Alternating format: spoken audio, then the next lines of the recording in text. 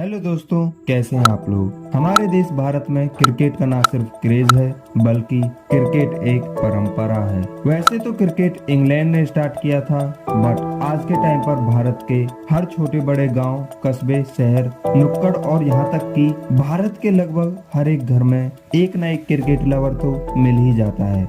कुछ मिस हो ना हो, बट जब भी इंडिया का मैच होता है, आप मैच देखो या ना देखो, खबर तो मिल ही जाती है कि कौन जीता।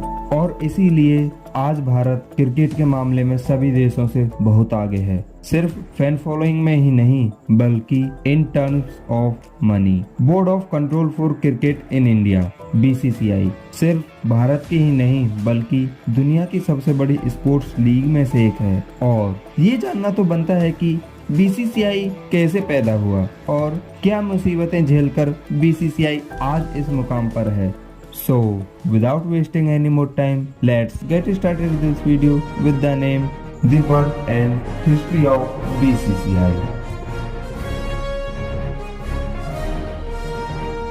सबसे पहले BCCI की हिस्ट्री जान लेते हैं। BCCI को कब और किसने शुरू किया। ICC का गठन होने के बाद सभी देश ICC के मेंबर बन रहे थे। तब 1926 में भारत ने भी ICC का मेंबर बनने का डिसाइड किया, बट उसके लिए भारत का कोई एक रिप्रेजेंटेटिव बोर्ड होना जरूरी था जो पूरे भारत को रिप्रेजेंट करे। तब BCCI को बनाने की शुरुआत 10 दिसंबर 1927 में हो गई थी। BCCI का गठन पटियाला के महाराज भूपेंद्र सिंह ने किया था और 4 दिसंबर 1928 में BCCI एस्टेब्लिश की गई। BCCI के पहले president Raymond Eustace grant Govin को चुना गया और famous Indian cricketer Anthony day मेलो को BCCI का फर्स्ट सेक्रेटरी अपॉइंट किया गया। वैसे तो BCCI को प्राइवेट बोर्ड बनाया गया था, बट BCCI को एक चैरिटेबल ऑर्गेनाइजेशन की तरह भी बनाया गया था, यानी BCCI का जो भी प्रॉफिट होगा उसे वापस इंडियन क्रिकेट को इम्प्रूव करने में लगा दिया जाएगा। BCCI का कोई एक मालिक नहीं होगा, ये तय किया गया था। बट दोस्तों, जब BCCI को फॉर्म किया गया तब BCCI बहुत लॉस में था। BCCI के पास कोई फंडिंग न होने के कारण BCCI अपने इनिशियल स्टेज में लॉस में ही रहा। लेकिन BCCI की किस्मत तब चमकी जब भारत ने 1983 में वर्ल्ड कप जीता, क्योंकि इंग्लैंड की धरती पर वेस्ट इंडीज को इंडिया ने हराया था और इंग्लैंड उस टाइम पर फाइनल्स में भी नहीं पहुंचा था, जो इंग्लैंड अपने आप को क्रिकेट का बादशाह कहता था। तब एक घटना हुई, शायद इसके कारण ही क्रिकेट इंग्लैंड से बाहर गया। 1983 के वर्ल्ड कप के टाइम पर भारत के central education minister Siddharth Shankar भी इंग्लैंड में ही थे। तब वो भी इस मैच को देखना चाहते थे, तो उन्होंने BCCI के प्रेसिडेंट नरेंद्र कुमार प्रसाद राव साल्वे को मैच देखने की रिक्वेस्ट भेजी। तब इंग्लैंड में मैच के ऑर्गेनाइजर्स ने BCCI के प्रेसिडेंट NKP साल्वे को सिर्फ 2 एक्स्ट्रा टिकट देने से मना कर दिया, जबकि स्टेडियम में बहुत सीट्स खाली पड़ी थी। वो सभी सीट्स इंग्लैंड के कुछ खास लोगों के लिए प्रिजर्व्ड थी, बट वो खास लोग नहीं आए थे क्योंकि इंग्लैंड उस टाइम पर फाइनल्स में नहीं पहुंचा था। फिर भी NKP साल्वे को सिर्फ 2 एक्स्ट्रा टिकट्स देने से मना कर दिया। स्टेडियम के ऑर्गेनाइजर्स ने कहा, हमने आपको पहले ही 2 टिकट्स भेज दी हैं, आप उनका इस्तेमाल कर सकते हैं। इस घटना के बाद NKP साल्वे ने वर्ल्ड कप को इंडिया में ऑर्गेनाइज करने का फैसला किया। उससे पहले वर्ल्ड कप सिर्फ इंग्लैंड में ही हुआ करते थे, बट उस टाइम पर BCCI के पास वर्ल्ड कप को ऑर्गेनाइज करने के पैसे भी नहीं थे। बट फिर भी BCCI ने यह कदम उठाया। भारत पाकिस्तान दोनों ने मिलकर इस वर्ल्ड कप के खर्चे का जिम्मा लिया, बट पाकिस्तान के पास तो वैसे ही कुछ नहीं था। फिर भी BCCI ने वर्ल्ड कप को ऑर्गेनाइज करने का फैसला किया। इंडिया के वर्ल्ड कप को जीतने के बाद सेलिब्रेशन में लंच के दौरान NKP साल्वे ने पाकिस्तान के एयर चीफ मार्शल नूर खान से कोइंसिडेंटली कह दिया, कैसा होता अगर हम वर्ल्ड कप को भारत में खेल पाते। तब नूर खान ने कहा, हमें अपनी कंट्रीज में वर्ल्ड कप को ऑर्गेनाइज करना चाहिए। तब साल्वे ने कहा, क्यों ना इंडिया पाकिस्तान दोनों मिलकर अगले वर्ल्ड कप को होस्ट करें। इस कन्वर्सेशन में बीज बुब गया था भारत में वर्ल्ड कप के होने का। जब भारत वर्ल्ड कप जीत गया तब इंग्लैंड से लौटने के बाद प्राइम मिनिस्टर इंदिरा गांधी ने भारत के सभी टीम प्लेयर्स को सम्मानित किया। तब एनकेपी साल्वे की इंदिरा गांधी से मीटिंग हुई और साल्वे ने इंदिरा गांधी के सामने भारत में वर्ल्ड कप ऑर्गेनाइज करने की बात रखी। इस कन्वर्सेशन में इंदिरा गांधी ने सिर्फ एक ही सवाल पूछा, आप कैसे मैनेज करोगे इस वर्ल्ड कप को। तब साल्वे ने सिर्फ एक कॉल लगाया, धीरू भाई अंबानी।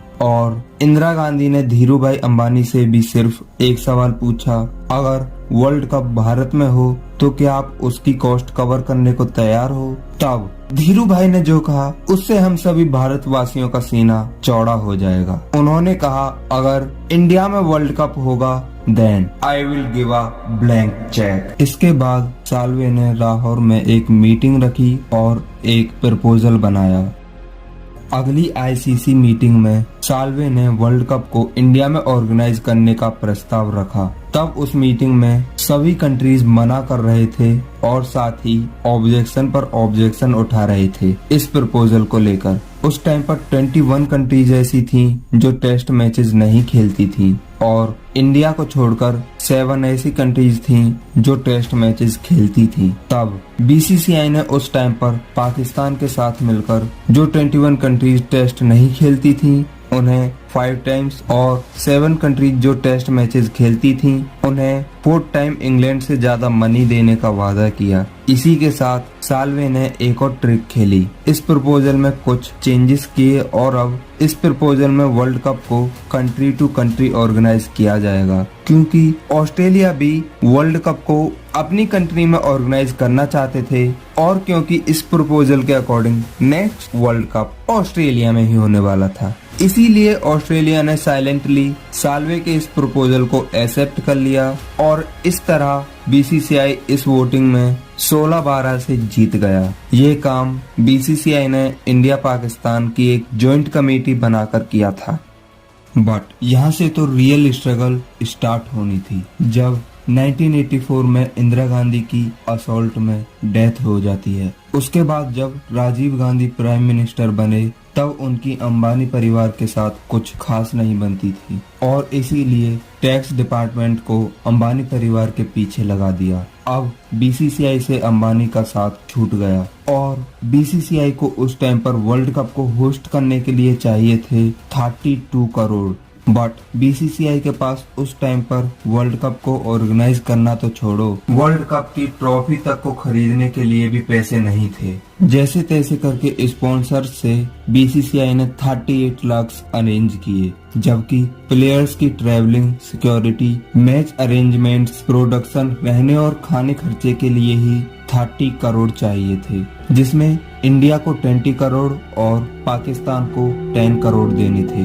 अब बीसीसीआई क्या करे। बीसीसीआई ने वर्ल्ड कप को स्पॉन्सर करने के लिए कोको कोला, जिलेट और हिंदुजा जैसी मल्टीनेशनल कंपनीज से बात की, बट कुछ फायदा नहीं हुआ। कंपनीज ने मना कर दिया इस वर्ल्ड कप को स्पॉन्सर करने के लिए। बीसीसीआई के पास अब कोई रास्ता नहीं था। साथ ही दिसंबर 1884 तक बीसीसीआई को सभी कंट्रीज को गारंटीड मनी पे करनी थी, जो थी 1.8 मिलियन पाउंड्स, यानी करीब 4 करोड़ भारतीय रुपए उस टाइम के हिसाब से। बट 1987 में इंडिया के नए फाइनेंस मिनिस्टर नारायण दत्त तिवारी के बाद रिलायंस फिर से बीसीसीआई को स्पॉन्सर करने के लिए तैयार हो गया और इस बार रिलायंस ने न सिर्फ वर्ल्ड कप को स्पॉन्सर किया बल्कि वर्ल्ड कप की सभी अरेंजमेंट्स भी रिलायंस ने ही की। उस टाइम पर बीसीसीआई मानो फूला ने समाया, बट रिलायंस ने एक शर्त भी रखी थी,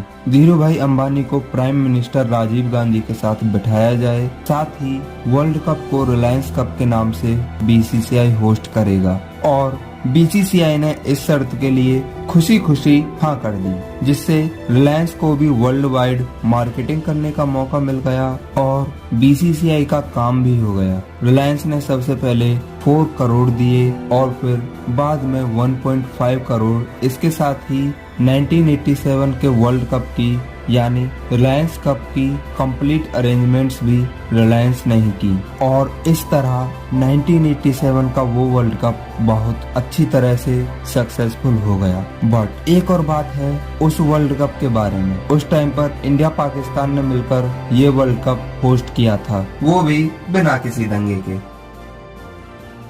जाओ मत, कहानी यहाँ खत्म नहीं हुई है, ये तो बस शुरुआत है। बीसीसीआई का सफर तो यहाँ से स्टार्ट हुआ है। सब्सक्राइब करने के बाद मिलते हैं इस सीरीज के अगले पार्ट में। बीसीसीआई का फूटी कौड़ी से दुनिया का सबसे अमीर स्पोर्ट्स बोर्ड बनने तक का सफर। Till then bye, see you again in the next video.